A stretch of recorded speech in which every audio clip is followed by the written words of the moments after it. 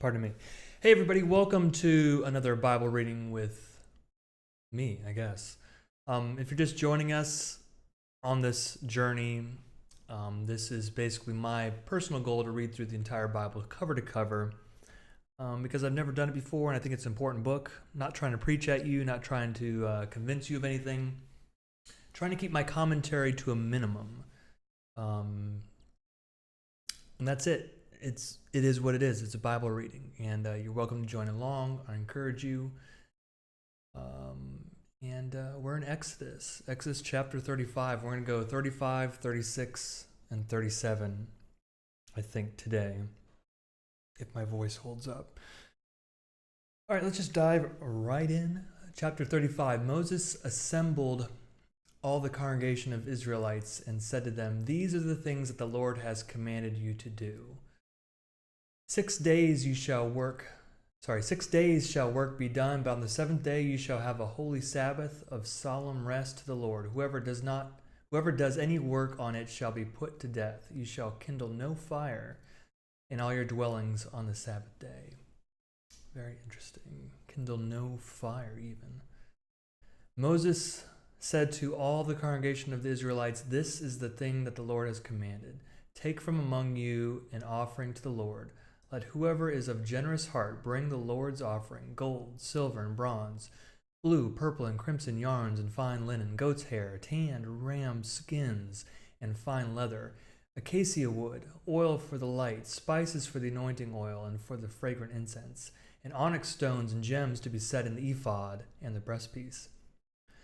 All who are skillful among you shall come and make all that the Lord has commanded: the tabernacle, its tent and its covering, its clasps and its frames, its bars, its pillars, and its bases, the ark with its poles, the mercy seat and the curtain for the screen, the table with its poles and all its utensils, and the bread of the presence, the lampstand also for the light, with its utensils and its lamps, and the oil for the light, and the altar of incense with its poles and the anointing oil and the fragrant incense, and the screen for the entrance of the tabernacle, the altar of burnt offering with its grating of bronze, its poles and all its utensils, the basin with its stand, the hangings of the court, its pillars and its bases, and the screen for the gate of the court, the pegs of the tabernacle and the pegs of the court, and their cords, the finely worked vestments for ministering in the holy place,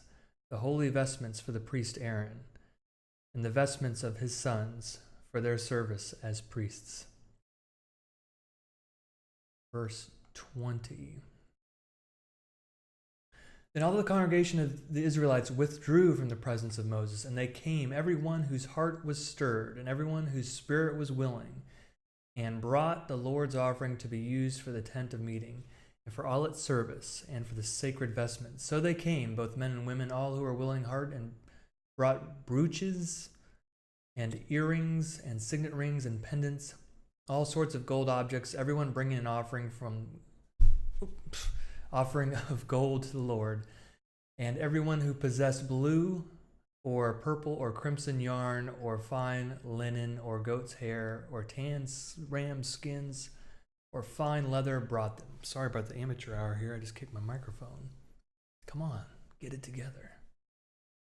Verse 24, everyone who could make an offering of silver or bronze brought it as the Lord's offering, and everyone who possessed acacia wood of any use in the work brought it. All the skillful women spun with their hands and brought what they had spun in blue and purple and crimson yarns and fine linen. All the women whose hearts moved them to use their skill spun the goat's hair. And the leaders brought onyx stones and gems to be set in the ephod and the breastpiece, and spices and oil for the light, and for the anointing oil, and for the fragrant incense. All the Israelite men and women whose hearts made them willing to bring anything for the work that the Lord had commanded by Moses to be done, brought it as a free will offering to the Lord.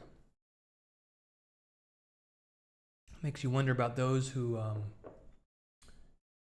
did not have a heart that was stirred and a spirit that was willing. Did they kind of just stay home that day?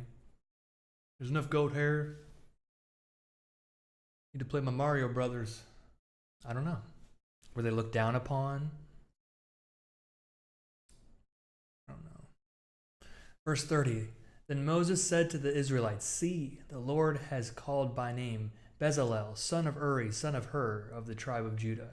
He has filled him with divine spirit, with skill, intelligence, and knowledge in every kind of craft, to devise artistic designs, to work in gold, silver, and bronze, in cutting stones for setting, and in carving wood, in every kind of craft. And he has inspired him to teach, both him and Oholiab, son of Ahisamach, of the tribe of Dan. He has filled them with skill to do every kind of work done by an artisan, or by a designer, or by an embroiderer in blue, purple, and crimson yarns, and in fine linen, or by a weaver, by any sort of artisan or skilled designer. Wow, Bezalel and Oholiab. They brought the skills. Chapter 36 coming up in just a second. I'm going to take a sip of milk. Just plain old-fashioned 2% today, nothing fancy. All right. Chapter 36, Bezalel and Oholiab, and every skillful one to whom the Lord has given skill. I guess by reading that, other people got skill gifts too. I don't know. Every skillful one to whom the Lord has given skill and understanding to know how to do any work in the construction of the sanctuary shall work in accordance with all that the Lord has commanded. Moses then called Bezalel and Oholiab, and every skillful one to whom the Lord had given skill, everyone whose heart was stirred to come do the work. And they received from Moses all the freewill offerings that the Israelites had brought for doing the work on the sanctuary. They still kept bringing him free will offerings every morning, so that all the artisans who were doing every sort of task on the sanctuary came, each from the task being performed, and said to Moses, the people are bringing much more than enough for doing the work that the Lord has commanded us to do. So Moses gave command, and word was proclaimed throughout the camp. No man or woman is to make anything else as an offering for the sanctuary. So the people were restrained from bringing, for what they had already brought was more than enough to do all the work. Verse 8, all those with skill among the workers made the tabernacle with 10 curtains. They were made of fine twisted linen and blue, purple, and crimson yarns with cherubim skillfully worked into them. The length of each curtain was 28 cubits, and the width of each curtain was 4 cubits, and the curtains were of the same size. He joined 5 curtains to one another, and the other 5 curtains he joined to one another. He made loops of blue on the edge of the outermost curtain of the first set. Likewise, he made them on the edge of the outermost curtain of the second set. He made 50 loops on the one curtain, and he made 50 loops on the edge of the curtain that was in the second set. The loops were opposite one another, and he made 50 clasps of gold and joined the curtains one to the other with clasps. So the tabernacle was one whole. Verse 14. He also made curtains of goat's hair for a tent over the tabernacle. He made 11 curtains. The length of each curtain was 30 cubits, and the width of each curtain 4 cubits. The 11 curtains were the same size. He joined 5 curtains by themselves and 6 curtains by themselves.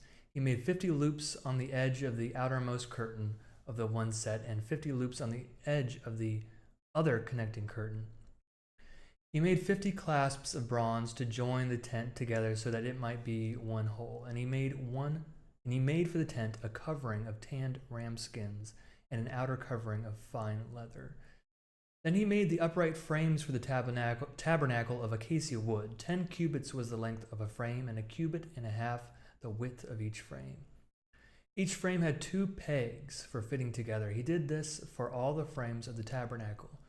The frames of the tabernacle he made in this way: 20 frames for the south side, and he made 40 bases of silver under the 20 frames, 2 bases under the first frame for its 2 pegs, and 2 bases under the next frame for its 2 pegs.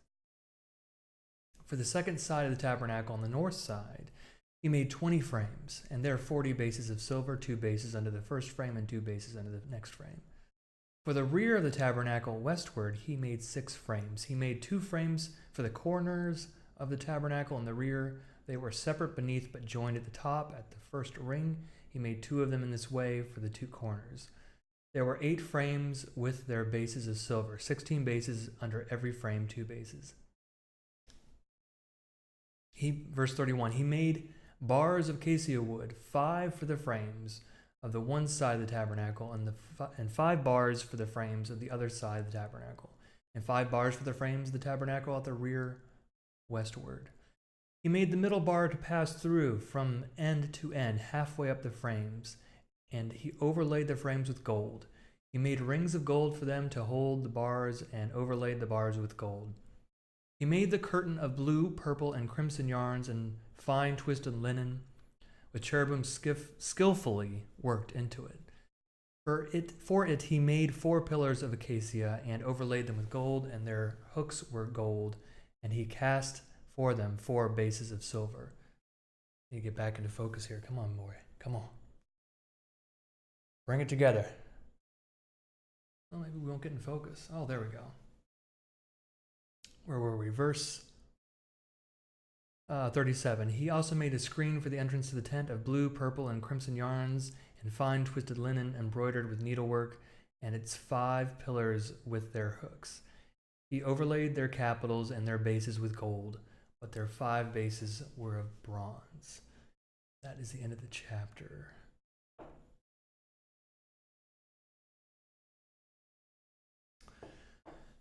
A lot of details there. I'm assuming that basically what this is telling me is that Moses followed the blueprint for the tabernacle and basically did everything he was supposed to do and followed all the details. That's what I'm gathering from this. If there's a deeper meaning, I'm not aware of it at this point. There probably is, but all right. Chapter 37. Bezalel, stop jumping around on me, come on. Bezalel made the ark of acacia wood. This is the Ark of the Covenant. This is a big deal. Bezalel made the ark of acacia wood. It was 2.5 cubits long, 1.5 cubits wide, and 1.5 cubits high. He overlaid it with pure gold inside and outside and made a molding of gold around it. He cast for it 4 rings of gold for its 4 feet, 2 rings on its one side and 2 rings on its other side. He made poles of acacia wood and overlaid them with gold, and he put the poles into the rings on the side of the ark to carry the ark. He made a mercy seat of pure gold. 2.5 cubits was its length, and 1.5 cubits its width. He made 2 cherubim of hammered gold. At the two ends of the mercy seat he made them, 1 cherub at the one end and 1 cherub at the other end. Of one piece with the mercy seat, he made the cherubim at its 2 ends. The cherubim spread out their wings above, overshadowing the mercy seat with their wings. They faced one another. The faces of the cherubim were turned toward the mercy seat. I just had this thought, the Ark of the Covenant, kind of a big deal in the Bible and the mythos, I guess you could say, of the Israelites. If you were to ever meet Bezalel, he is the guy that made the Ark of the Covenant. His job. Now, of course, he was given those special gifts by God, apparently, so he couldn't blow it. That's nice, because that's a lot of pressure. You're going to build the Ark of the Covenant. Don't screw this up. He had the special gifts by God, had the blueprint from Moses. Hopefully he wasn't too nervous. Bezalel. Verse 10, he continues. He also made the table of acacia wood, 2 cubits long, 1 cubit wide, and 1.5 cubits high. He overlaid it with pure gold and made a molding of gold around it. He made around it a rim a handbreadth wide and made a molding of gold around the rim. He cast for it 4 rings of gold and fastened the rings to the 4 corners at its 4 legs. The rings that held the poles used for carrying the table were close to the rim. He made the poles of acacia wood to carry the table and overlaid them with gold. And he made the vessels of pure gold that were to be on the table, its plates and its dishes for incense, and its bowls and flagons with which to pour drink offerings. Verse 17, he also made the lampstand of pure gold. The base and the shaft of the lampstand were made of hammered work. Its cups, its calyxes, and its petals were of one piece with it. There were 6 branches going out of its sides, 3 branches of the lampstand out of one side of it, and 3 branches of the lampstand out the other side of it.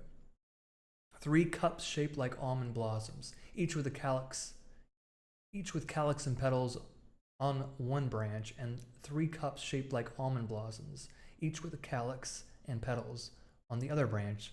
So for the 6 branches going out of the lampstand. On the lampstand itself, there were 4 cups shaped like almond blossoms, each with its calyxes and petals.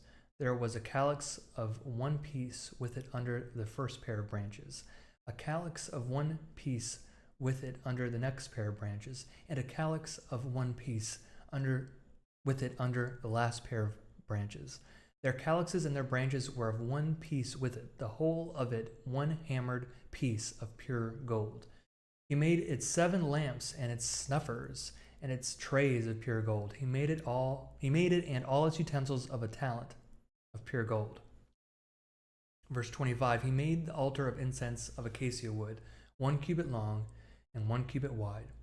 It was square and it was 2 cubits high. Its horns were of one piece with it. He overlaid it with pure gold, its top, its sides all around, and its horns, and he made for it a molding of gold all around, and made 2 golden rings for it under its molding, on 2 opposite sides of it, to hold the poles with which to carry it. And he made the poles of acacia wood and overlaid them with gold.